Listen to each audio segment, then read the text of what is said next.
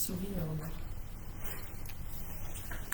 Je sais pas comment les autres fois j'avais essayé, mais je sais pas.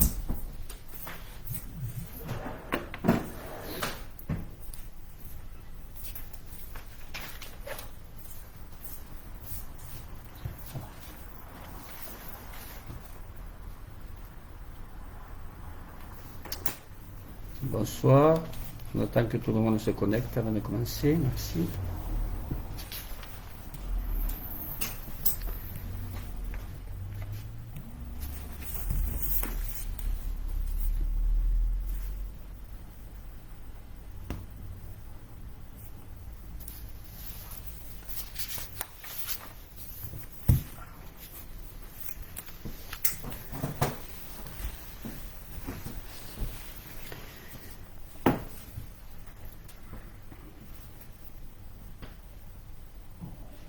Ce soir, on est trois.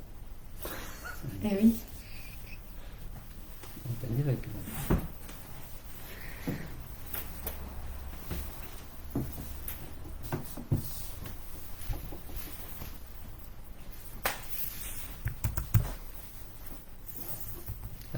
Passer la souris.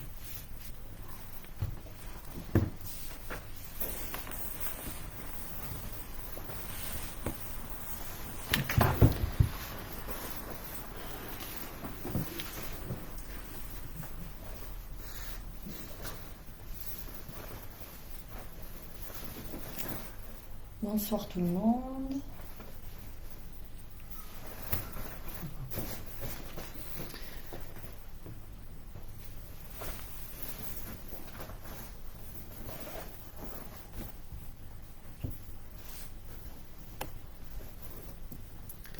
Bonsoir à tous. On attend 19h05, on commence dans 2 minutes.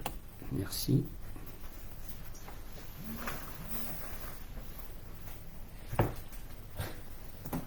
Merci Patrick pour Carole.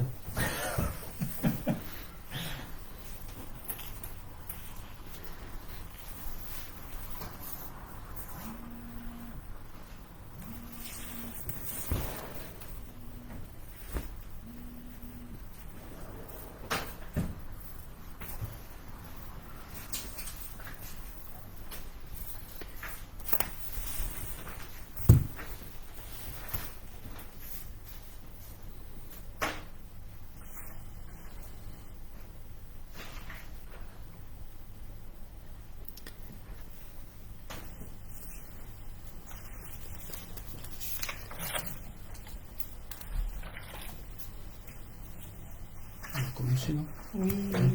Bon, bonsoir à tous. Donc ce soir, 3e live. Ce soir, je serai avec Carole Arteil, colistière, et Eric Marquier, colistier. Bonsoir. Voilà. Bonsoir. Alors ce soir, nous allons faire un petit récapitulatif sur le conseil municipal de mercredi dernier. Puis nous parlerons du centre médical municipal et nous parlerons aussi de l'enfance et de la jeunesse. On va commencer par le conseil municipal. Donc le 15 mai dernier, le secrétariat de Monsieur le maire nous a envoyé un email pour nous annoncer qu'il y aurait un conseil municipal le 17 juin, à condition qu'il n'y ait pas le deuxième tour des élections municipales en juin. Il a quand même maintenu ce conseil municipal et donc le mercredi dernier, nous étions présents pour le conseil municipal.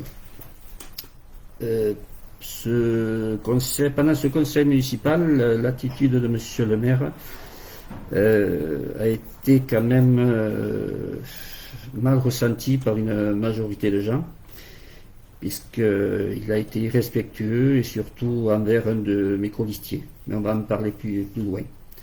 Donc pendant ce conseil municipal, nous avons voté contre 3 points. Nous avons d'abord voté contre le budget qu'il nous présentait. Disons que le budget, il nous a demandé pourquoi donc il avait maintenu ce conseil municipal. Il nous a dit que c'était sous la pression du préfet. Or c'est faux. C'est faux parce que pour le budget, on a jusqu'au 31 juillet pour le voter. Et nous pensons qu'il aurait été mieux que la nouvelle équipe qui sera en place après le 28 juin puisse voter, présenter, voter son propre budget. Et puis il faut noter que 60% des électeurs ont rejeté la politique de M. Mirk, et donc il a voulu passer son budget en force. Alors sur ce budget, il a proposé 500 000 euros pour aider les commerçants, les artisans, en leur versant des aides directes. C'est très bien, on est pour aider les commerçants et les artisans, mais Éric Marquier leur a fait savoir que c'était illégal de verser des aides directement. D'ailleurs, comme Éric est là, je vais lui laisser la parole pour qu'il vous explique exactement ce qu'il en est. Éric. Merci Robert, bonsoir. Le maire avait préparé, entre guillemets, sans nous en informer d'ailleurs, parce qu'il avait juste indiqué que c'était 500 000 euros de dépenses imprévues, sans prévoir ce que ça pouvait être, à quoi il pouvait être destiné. Donc, une fois qu'il a présenté le dispositif, on s'est aperçu que le dispositif, c'était que la commune envisageait de verser des aides directes à toutes les entreprises léguevinoises, les artisans qui ont souffert du Covid, qui part de bons sentiments, sur lequel nous, on partage complètement.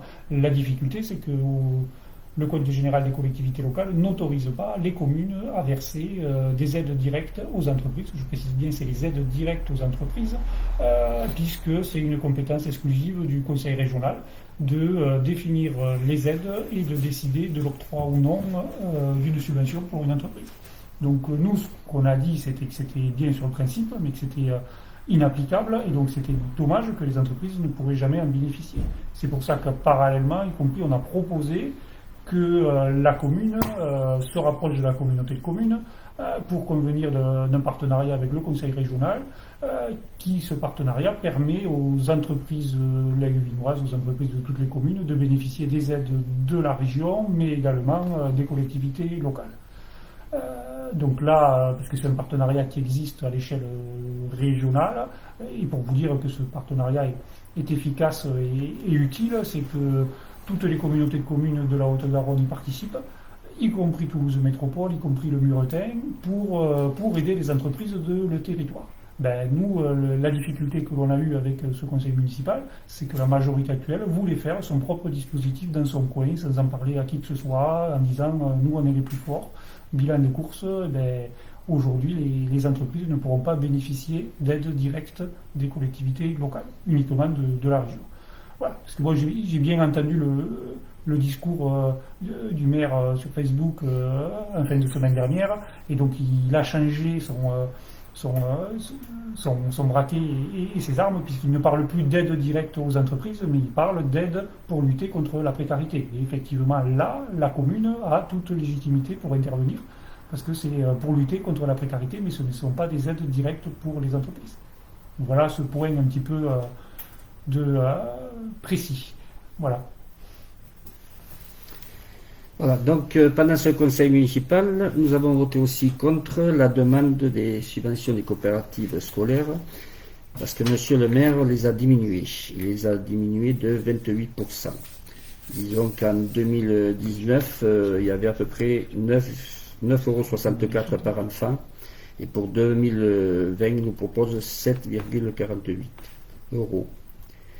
Donc nous avons demandé des explications, nous a parlé du Covid, mais il nous a dit qu'il était en liaison permanente avec les directeurs d'école, les parents d'élèves, les associations de parents d'élèves, et que tout le monde était d'accord pour cette baisse. Et si nous on en a parlé, on a voté contre, c'est qu'on avait déjà contacté quelques parents d'élèves qui n'étaient pas du tout au courant. Le troisième point, comme je l'ai dit à monsieur le maire, a fait couler beaucoup d'encre. Il s'agit de l'histoire de IDAPI. IDAPI, c'est le fameux procès qu'a intenté cette société envers la municipalité qui y a interdit d'exploiter. Donc c'était en 2014. Donc la société IDAPI a mis M. le maire au tribunal. En 2018, M. le maire a perdu à Toulouse, tribunal de Toulouse, administratif. Donc il a insisté, il a fait appel. Alors que si on lit le compte rendu, c'était illégal d'avoir interdit l'exploitation à IDAPI. Donc il a fait quand même appel. Il a reperdu en 2018 à Bordeaux. Et comme ça n'a pas suffi, il voulait à tout prix casser le procès. il a fait appel au Conseil d'État, le Conseil d'État qui a carrément rejeté sa demande. Donc pour l'instant, donc monsieur le maire voulait qu'on choisisse un avocat. On n'a jamais été associé à cette histoire-là, on l'a appris en fin d'année 2019, exactement ce qu'il y avait. Et donc la société IDAPI réclame plus de 790 000 euros de dommages et intérêts. Alors je tenais à souligner que c'est une perte, c'est-à-dire qu'elle voulait exploiter, donc elle a une perte. Parce que monsieur le maire essaye de nous expliquer que si on a des problèmes avec un voisin, il peut porter plainte, nous demander une grosse somme, qu'il n'aura rien. Et là, c'est quand même une exploitation, donc elle n'a pas pu exploiter. Et donc elle a de grosses pertes et on sera obligé de verser quelque chose. On a regretté aussi qu'il n'ait pas négocié avant d'en arriver là, puisque ça fait quand même 6 ans. Et donc, pour le moment, on en est à 795 000 euros 18 de demande de dommages et intérêts. Et d'ici que le procès se passe, dans 2 ans, il y en aura peut-être un peu plus. Donc, comme on n'a jamais été associé, on a voté contre le choix de l'avocat. Monsieur le maire fait ce qu'il a à faire, comme il a toujours fait. Voilà. Pour une réponse sur une question là, de Indira Jolo, sur IDAPI, donc c'est l'Institut de défense de l'apiculture, parce qu'en fait cette association avait vocation pas de construire ou de mettre des cheminées pour polluer, mais justement pour défendre et préserver la biodiversité et notamment à travers les ruches et une ferme pédagogique autour de l'activité des ruches. Voilà. Vous critiquez la majorité, que proposez-vous? Ben nous c'est simple, si vous lisez nos programmes, vous verrez qu'on parle beaucoup de démocratie participative. Nous déjà, en étant élus, on aurait fait participer tous les élus dans un conseil municipal. Prenons l'exemple d'un conseil municipal, où c'est qu'on aurait associé les élus d'opposition dans des commissions qu'on aurait créées. Actuellement, depuis 6 ans, et même avant, quand vous assistez à un conseil municipal, il n'y a qu'une personne qui parle, c'est monsieur le maire, et il n'y a que 3 ou 4 personnes qui posent des questions, c'est nous, les conseils municipaux d'opposition. Je vais prendre l'exemple du conseil municipal du 17, où c'est que certaines questions sur le budget, par exemple, auraient peut-être dû être abordées par l'adjointe aux finances, ce qui n'a pas été fait, c'est monsieur le maire qui a répondu. Des questions pour les écoles, c'est toujours monsieur le maire qui répond. Voilà. Nous, on veut vraiment qu'il y ait une bonne démocratie et qu'on puisse travailler tous ensemble.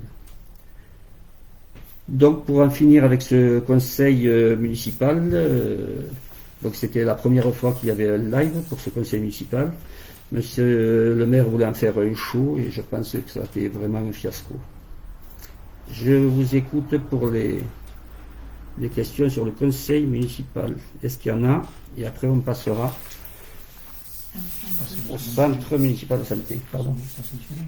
Ouais, on passe au suivant. Allez, on passe au suivant et on regarde vos questions en même temps. Donc, la crise sanitaire nous a fait remonter qu'on s'est aperçu que la santé est vraiment est très précieuse. Voilà. On a vu aussi qu'il manquait des toubibs, des docteurs. Donc notre souhait à nous, comme il y a une pénurie de docteurs sur les Guevins, pénurie qui va continuer, puisque il y en a un qui prend sa retraite d'ici quelques mois, donc il va plus ne rester que 3 docteurs. 3 docteurs qui sont surchargés, qui ne peuvent plus prendre de clients. Et lors des questions qu'on a eues au marché ce dimanche, encore une fois, beaucoup de gens nous ont fait savoir qu'ils sont obligés d'aller très loin parfois pour trouver un docteur. Certains ont pu trouver très près à Brax, d'autres sont sur Colomiers, voire Vibrac et encore plus loin.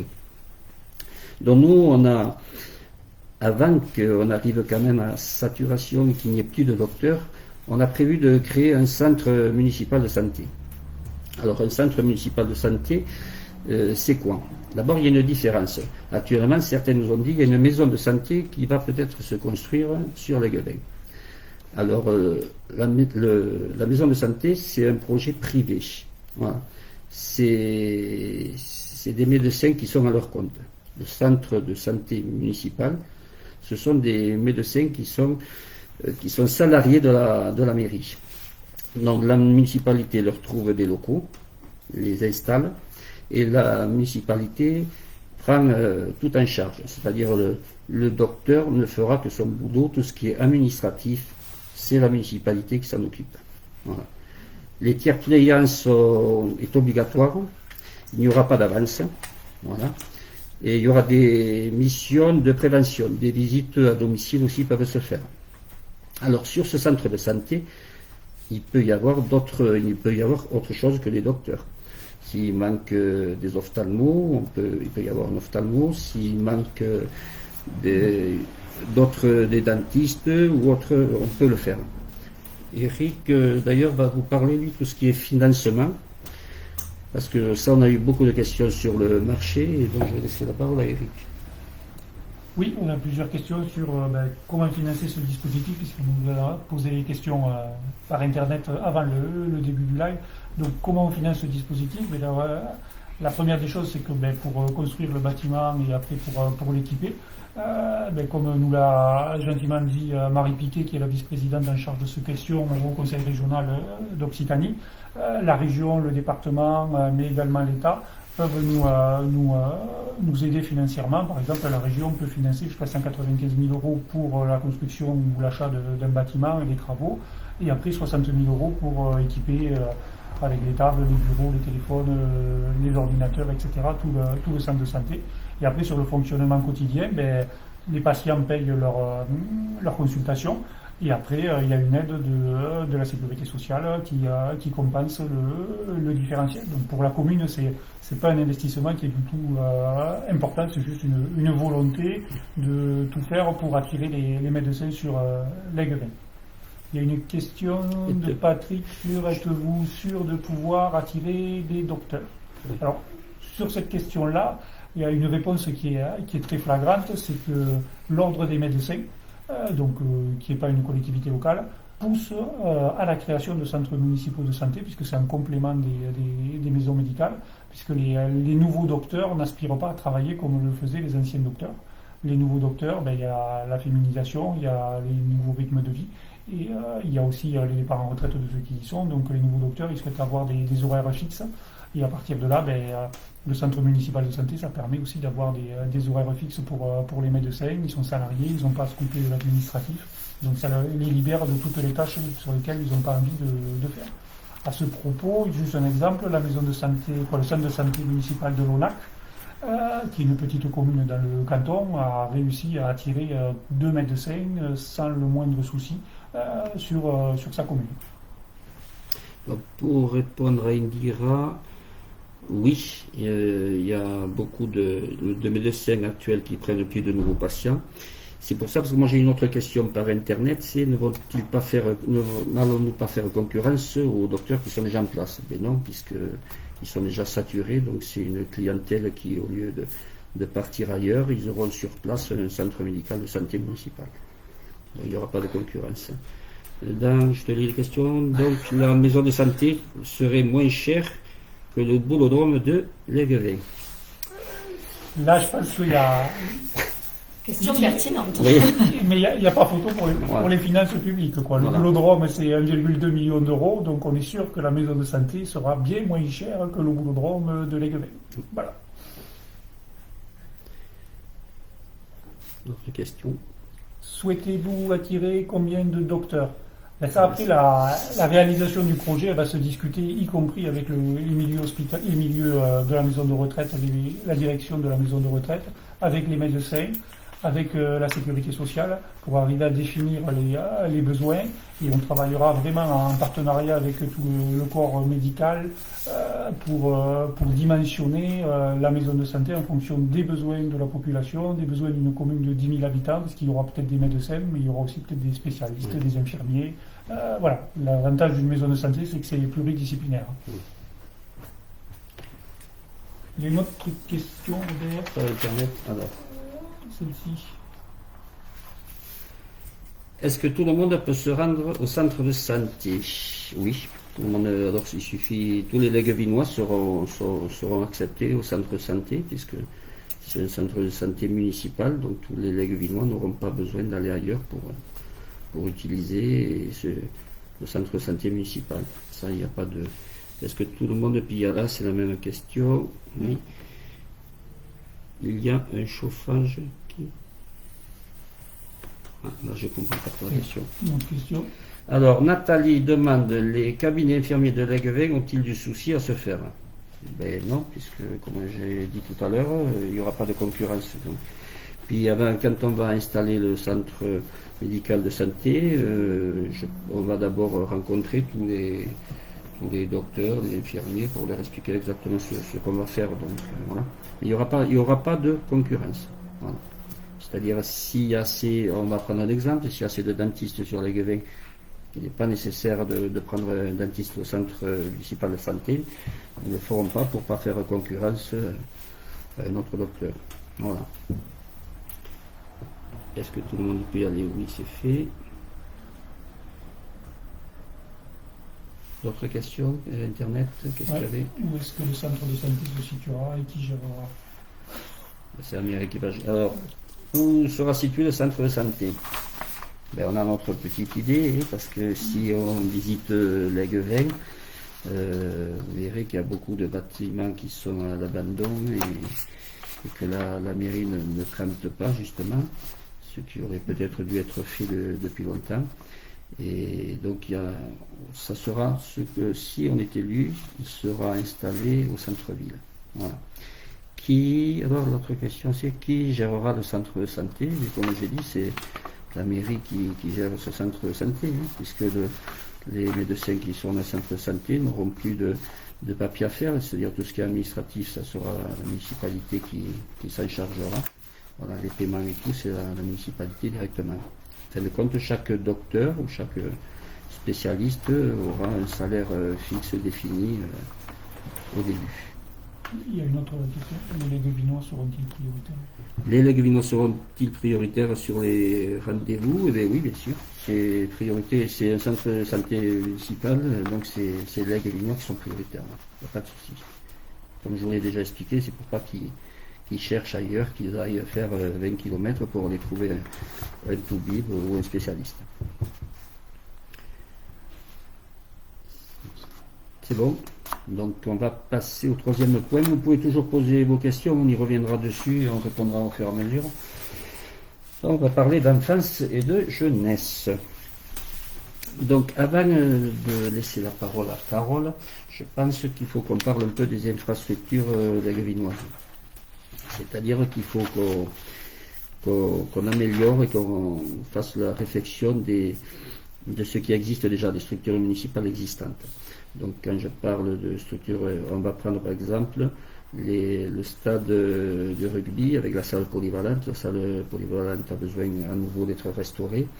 Le rugby, les vestiaires sont vétustes et les tribunes sont à refaire.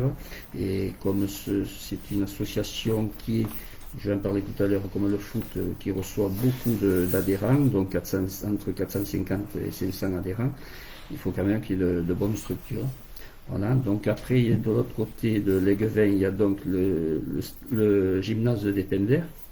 Donc c'est qu'il y a du travail à faire, donc pour pouvoir accueillir les enfants, surtout au niveau de la toiture, il y a beaucoup de fuites. Il y a aussi le stade de foot, 450 licenciés pour deux terrains en herbe. Donc il est peut-être envisageable de faire un terrain synthétique. Donc je me suis déjà renseigné, le conseil départemental serait prêt à nous aider et pourrait en bénéficier et en profiter, c'est bien sûr le collège de Léguevin. C'est-à-dire que même si le temps n'est pas à prêter avec un terrain synthétique, ils peuvent utiliser le terrain. Voilà, donc ça c'était le premier point. Deuxième point, pour la petite enfance, il manque toujours des aires de jeu pour les enfants. Dans certains quartiers, je dirais, où lotissements ont été oubliés. Alors c'est ou des petits aires de jeu pour les enfants, ou même des city parks pour les ados, je dirais. Et donc je prends toujours, par exemple, Carelli, qui a été complètement abandonné, où il n'y a rien pour les gosses, même si monsieur le maire nous dit, ils sont à 800 mètres de la forêt de Bouconne. Je ne vois pas les enfants partir tout seuls aller jouer à la forêt de Bouconne. Voilà. Maintenant, je vais laisser un peu la parole à Carole qui va nous parler du pass culture, je pense. Mais je lui laisse la parole. C'est à toi. Oui. Voilà. Tu me laisses. Moi, je vous propose en fait de commencer déjà par les plus petits et puis d'aller crescendo vers la jeunesse. Alors, on a eu déjà beaucoup de questions posées, notamment sur le périscolaire, puisque effectivement, ça correspond à une forte demande des familles. Donc le périscolaire, il a trois objectifs, hein. Le premier, c'est assurer un mode de garde pour les familles qui travaillent. On sait que on a beaucoup de familles qui sont sur des postes de travail plutôt loin de l'Aiguevin et que cumulé au bouchon, même si c'est pas tout à fait le cas en ce moment, il se peut que ça revienne malheureusement et que du coup, les besoins en tout cas pour les familles du périscolaire ne diminuent pas pour autant dès la rentrée prochaine. Le deuxième point, c'est d'offrir un espace de vie collective et un espace de loisirs aux enfants, puisque en tout cas l'idée c'est de proposer un accueil de qualité qui existe déjà, puisqu'il y a déjà aussi une équipe qui est largement engagée, en tout cas dans les écoles, et qui mérite d'être mise en valeur davantage en tout cas que ce qui est fait actuellement. Et le troisième point, c'est donc de permettre aux professionnels qui encadrent les enfants de pouvoir davantage se former et d'avoir de meilleures conditions de travail. Donc pour le premier point concernant les parents, comme vous le savez, la LAE, la cantine, puisque c'est quelque chose qui est associé de fait, est un service qui est payant. L'idée que nous avons eue en fait, c'est de pouvoir proposer aux familles de remoduler en fait les tarifs davantage, de créer de nouvelles tranches pour pouvoir être au plus juste en fait des besoins des familles, d'autant plus que les situations économiques, comme vous le savez, sont amenées à évoluer au regard de l'actualité. Et l'idée, c'est de pouvoir permettre aux familles d'actualiser aussi sur l'année leur quotient familial pour pouvoir répondre au plus juste en fait aux ressources des familles tout au long de l'année. Donc tant que c'est dans le... Alors, continuez-vous à mettre une ATSEM par classe? Bien sûr, ça fait partie des choses sur lesquelles nous nous sommes engagés auprès de l'association des parents d'élèves. Bien sûr que ça sera encore d'actualité et dans les classes, de toute façon, si on veut un accueil de qualité pour les enfants de maternelle, il est évident que les ATSEM accompagneront les enseignants dans chaque école, dans les classes. Une autre question sur ça. À l'Aiguevin, certaines ATSEM ne sont pas à temps complet, ne font que 28 heures, donc il y a des trous, je dirais. Est-ce qu'on compte les mettre à 35 heures? Et si le besoin nécessite... Alors, l'idée, on en a déjà parlé, hein, ouais. L'idée, c'est que les personnels qui travaillent dans les écoles doivent répondre de toute façon à la demande et à l'accroissement des effectifs, et que de fait, s'il y a accroissement des effectifs, il y aura accroissement de personnel de toute façon. Après, ça a étudié au fur et à mesure des effectifs qui montent, des créations de classes. On sait aussi que l'école de Madeleine Bresse est dimensionnée pour l'instant pour les enfants qu'elle accueille, mais qu'elle va être vite saturée. On a 150 naissances en 2015, donc dites-vous que tous ces enfants qui vont arriver sur les écoles dès la rentrée prochaine vont vite saturer aussi les écoles. Et on va aussi payer le retard de cette construction qui devait avoir lieu quelques années auparavant quand même. Vas-y. Oui, donc cette construction était prévue, comme on l'a dit l'autre fois, en 2001. Donc elle vient de se faire en 2019, donc 18 ans après. Mais elle n'a que 7 classes. Donc cette classe, il va manquer encore. Donc il va falloir un agrandissement très rapide. Une autre question, oui, pourquoi alors la cantine est plus chère le mercredi que les autres jours, pour raison du centre de loisirs, avant le même tarif? Oui.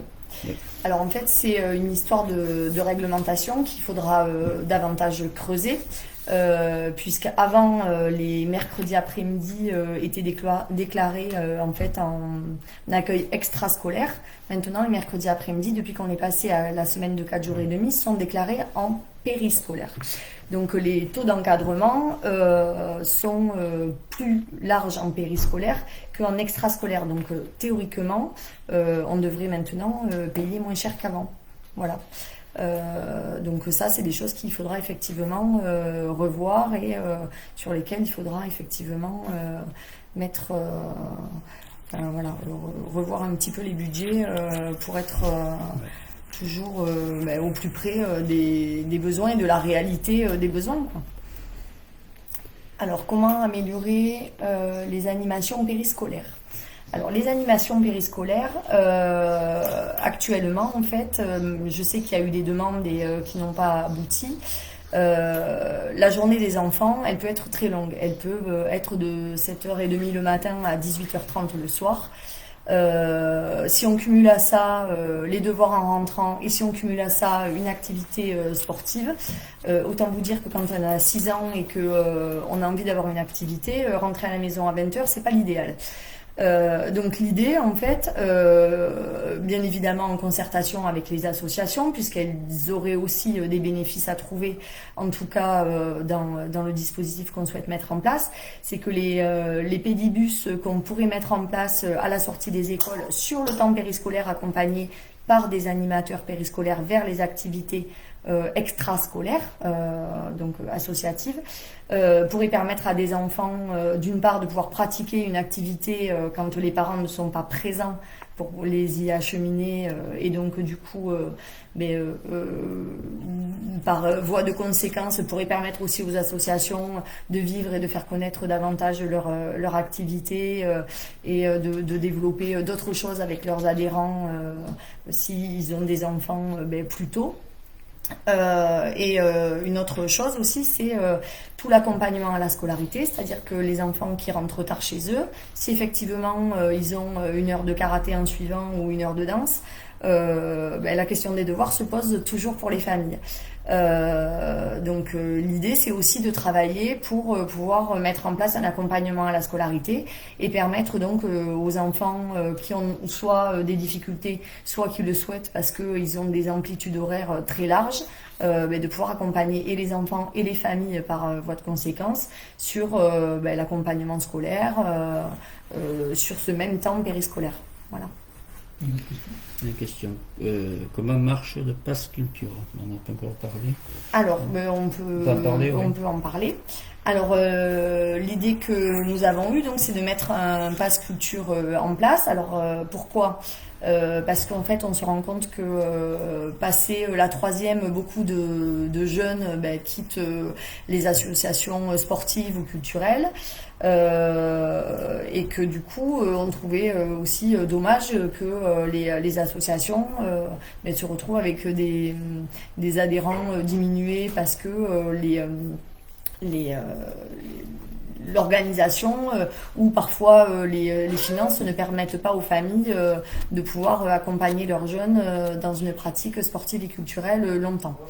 Donc, passé de ce postulat-là, on s'est dit on va donner. L'idée, c'est de mettre un petit coup de pouce en fait pour les jeunes, donc de 15 à 25 ans. Alors après, bien évidemment, l'idée c'est d'être en concertation aussi avec les jeunes, de leur demander à eux quels sont leurs vrais besoins.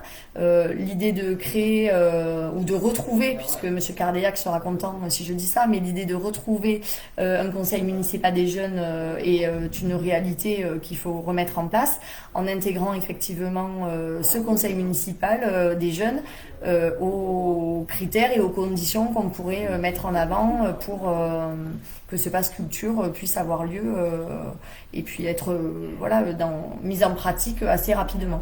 Voilà. L'idée c'est de pouvoir avantager de fait les associations de la commune, de pouvoir effectivement imaginer qu'il y ait des financements pour des spectacles à tempo, enfin des chèques sport, enfin d'être un petit peu dans ce volet-là.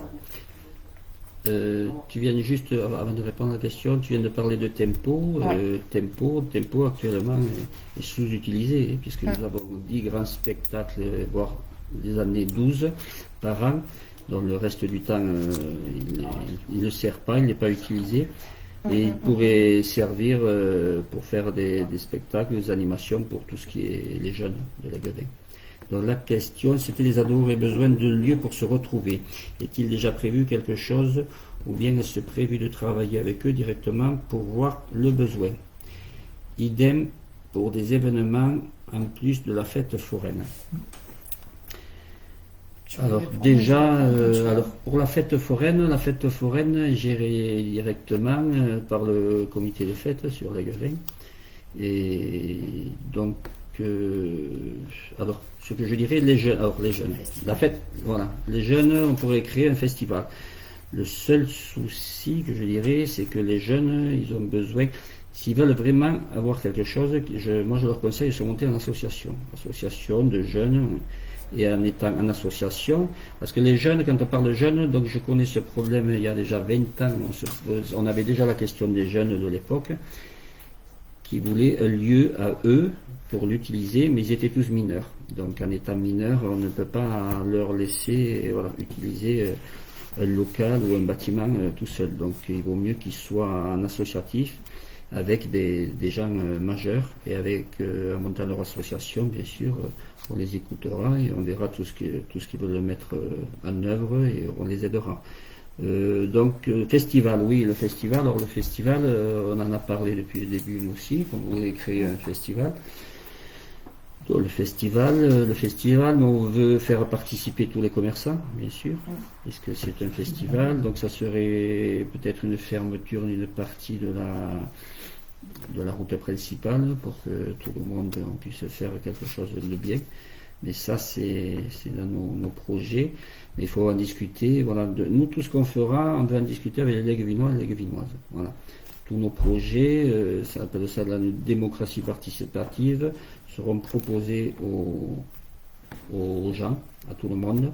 Et ensemble, nous verrons ce qu'il en est, ce qu'on peut faire. Ce qu'il était prévu dans le programme, et il faut espérer que la situation sanitaire revienne à la normale, c'est de préparer 2024, donc les futurs Jeux Olympiques qui arrivent, et d'utiliser un peu ce prétexte-là pour avoir un événement qui rassemble l'ensemble des associations, l'ensemble des jeunes autour du sport, de la culture, avoir un événement sur la commune qui sera digne de pouvoir pousser l'Aiguevin aussi au rang d'une commune de 10 000 habitants qui s'est organisée de manière annuelle ou biannuelle un événement phare pour sa collectivité et ses habitants.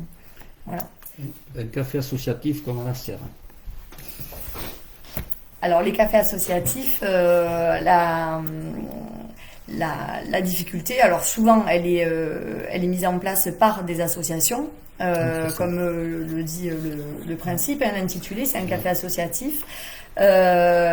Souvent se pose aussi la question de l'alcool, donc ce qui veut dire qui dit alcool dit licence, et donc du coup ça demande aussi une gestion administrative autre, mais bien sûr que c'est le type d'initiative qu'on soutiendra, et bien sûr que tout ce qui rassemble les habitants autour des valeurs qu'on défend, on y sera très attentif et on sera à l'écoute pour soutenir ce type de projet, bien sûr. Alors le permis de conduire pour les jeunes, comment vous allez le financer? Alors ça c'est donc un autre volet pour la jeunesse, puisqu'en fait vous avez bien compris que les jeunes à l'Aiguevin, pour l'instant, Quand on est jeune, qu'est-ce qu'on a envie de faire? C'est de se retrouver, de sortir, de se voir entre amis, de faire du sport. Et pour l'instant, il n'y a pas de lieu, il n'y a pas d'espace et il n'y a pas de transport pour bouger. Donc effectivement, ça fait quand même beaucoup de freins qui permettent pas franchement aux jeunes d'avoir envie de rester sur notre commune. Donc l'idée de proposer effectivement une bourse au projet, alors le permis de conduire en est un exemple, hein. Ça peut être aussi une bourse pour passer le BAFA, ça peut être une bourse pour passer l'attestation de formation au premier secours, ça peut être, enfin voilà, il peut y avoir des jeunes qui ont envie de faire le 4L Trophy, hein, puisque on l'a déjà vu aussi sur d'autres communes, des jeunes qui ont envie de s'investir sur des projets solidaires. L'idée, c'est de pouvoir chaque année donner une bourse projet à des jeunes qui, en contrepartie, seraient prêts à s'investir pour la collectivité. Et donc du coup, de pouvoir, en partenariat, alors pour le permis de conduire, hein, par exemple, en partenariat avec les auto-écoles, en partenariat donc avec la MJC, la mission locale, de pouvoir effectivement proposer à des jeunes d'être un peu plus mobiles, et auquel cas, si les jeunes sont plus mobiles, habiter à l'Aiguevin sera moins un souci, d'autant plus si les projets sur les transports qu'on projette voient le jour rapidement, ce qui veut dire aussi que un jeune à l'Aiguevin demain, alors demain ça sera peut-être dans 6 mois, mais en tout cas en tout cas les chantiers seront amorcés rapidement. Demain, un jeune Léguevinois pourra prendre le bus Tisséo, partir à Toulouse, revenir, et ça sera pas un problème d'habiter à Léguevin, puisqu'on sait aussi que même pour le logement, Léguevin, mine de rien, fait partie d'une couronne toulousaine encore accessible au niveau des logements, et que pour un jeune habiter à Toulouse, c'est juste pas possible. Et donc le fait de développer les transports, de développer ce type de projet, sera forcément tout au bénéfice des jeunes de l'Aiguevin. Et qui dit des jeunes bien à l'Aiguevin dit aussi des futurs parents qui seront là, et une intergénération qui fonctionne. Tu as parlé de bus Tisséo, je tenais à rappeler qu'on est la seule liste à proposer une ligne directe Tisséo. Tu peux le dire plus fort. Voilà, plus fort. Alors, quel accompagnement de nos jeunes en recherche de stage ou d'emploi? Alors, chaque année, l'idée c'est de effectivement retisser des liens donc avec le collège, le lycée, de travailler sur un forum des métiers et de l'emploi. Alors vous allez me dire pourquoi des métiers et pas que de l'emploi? Parce que un jeune qui sait où s'orienter, qui sait où trouver une formation, c'est à terme un jeune qui va chercher de l'emploi, mais qui, on peut espérer, le cherchera le moins longtemps possible. Donc l'idée c'est de aussi travailler avec la jeunesse sur les accompagner à faire des choix. On sait aussi que malheureusement c'est à ceux qui ont le plus de difficultés scolaires qu'on demande le plus vite et le plus rapidement possible de trouver leur voie, et c'est pas chose aisée. Donc il me semble que la collectivité a tout à fait son rôle à jouer, en tout cas en les accompagnant à trouver leur voie et à trouver effectivement des partenaires pour passer, être le plus autonome possible et le plus rapidement possible. Après, la collectivité, on en parlait il n'y a pas longtemps, hein. La collectivité, de toute façon, sera source d'exemple en accueillant au sein des différents services les stagiaires qui en auraient besoin, et on souhaite effectivement accompagner les jeunes qui en ont besoin également par l'ensemble des services. Alors, il y a une question d'Alexis. Le retour du grand écran à la place de la Bastide pour les événements sportifs serait bien. Il n'y a pas de souci, Alexis. C'est une réalité. C'est une réalité, et dès qu'il y aura des événements sportifs, comme les Coupes du Monde de football ou de rugby ou autre, on pourra réinstaller. On travaillera d'ailleurs avec toutes les associations, ça on n'en a pas parlé, mais il faut quand même le dire, Dans les associations, il faut que la municipalité soit encore plus proche d'elles. C'est-à-dire qu'actuellement, à part début septembre, le forum des associations, c'est vraiment le seul contact que les associations ont avec la mairie. Et quand ils déposent leur demande de subvention, c'est tout. Donc nous, on veut travailler avec toutes les associations et on peut organiser, je pense, de très belles choses ensemble. Les jeunes quittent l'Aiguevin pour leurs études, ils ne reviennent pas car pas de travail et pas de logement trop cher. C'est... vas-y. Logement trop cher.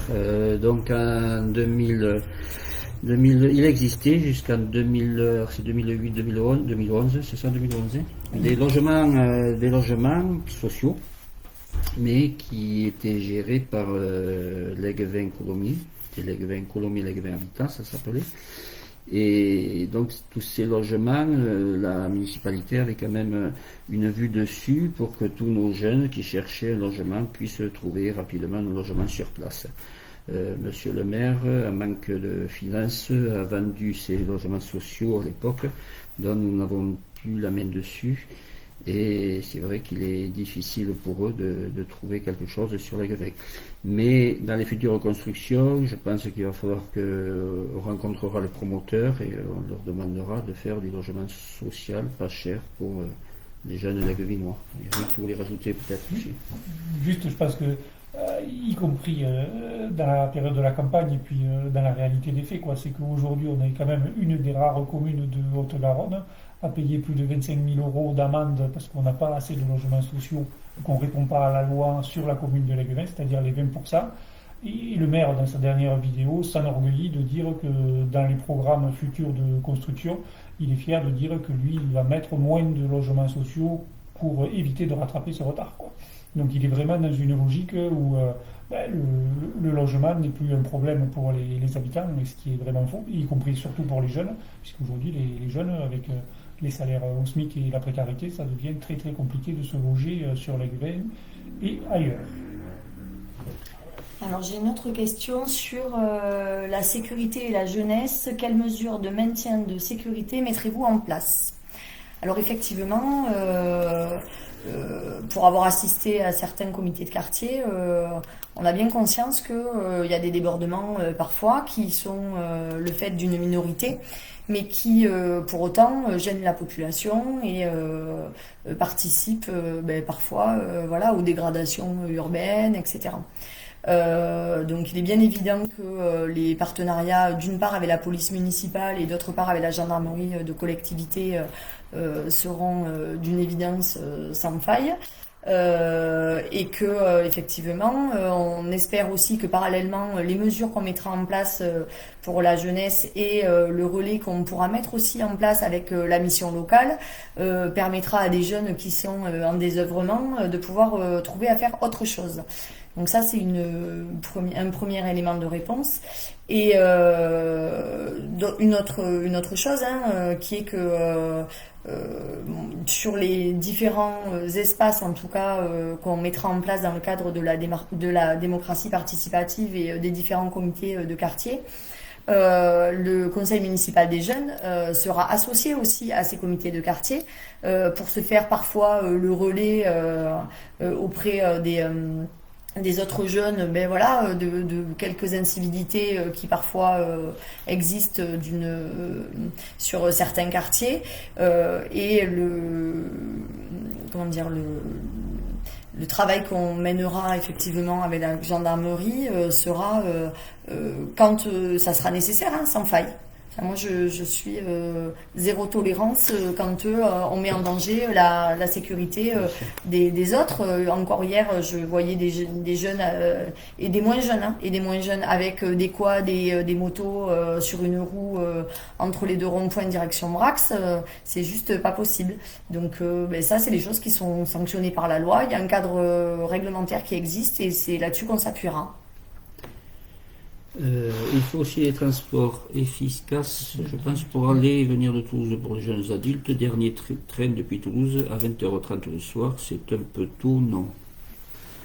Alors là, pour la SNCF, Eric, Après, là, effectivement, les transports en commun tels qu'ils sont aujourd'hui, de toute façon, c'est la SNCF pour le train, et donc là, c'est compliqué pour modifier les horaires. Et après, tant que la commune n'adhère pas au syndicat de transport collectif de la région toulousaine, on n'a pas de réseau TCO qui peut intervenir sur notre territoire. Donc, une fois qu'on aura fait cette démarche-là, dès le soir du second tour, on discutera avec TCO pour voir quels sont les horaires et le plus tard possible pour permettre à la nouvelle de faire l'aller-retour entre la commune et la métropole.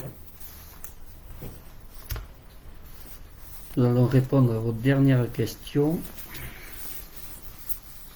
On va faire une petite conclusion. Y a-t-il d'autres questions? Des questions? On a Internet, on a tout fait. Ouais. Ouais, c'est bon. Pour le papier aussi. Ok. Non, Oui, c'est c'est ça. Oui. Ça. Oui. Oui, ça y est, on l'a. Tu peux le dire. Donc nous allons conclure. Donc je vous remercie à tous d'avoir assisté à ce troisième live. Vendredi prochain, nous aurons un nouveau dernier live à 19h. Nous parlerons de démocratie et nous parlerons aussi de la régie municipale agricole, un de nos projets très importants. Je remercie mes deux associés, Carole et Eric. Voilà. Carole, voilà, qui était un peu... Mais c'est bon, ça y est, tu peux continuer. Ouais, c'est bon. Voilà, pour les vidéos. Bon, merci à tous. Bonne Merci beaucoup. fin de soirée et à bientôt. Alors n'hésitez pas à nous envoyer vos questions par mail. Nous y répondrons vendredi, puisque ça sera le dernier live, puisque la campagne électorale s'arrêtera vendredi à minuit. Donc voilà. Donc bonne semaine à tous et à vendredi. Au revoir. Au revoir.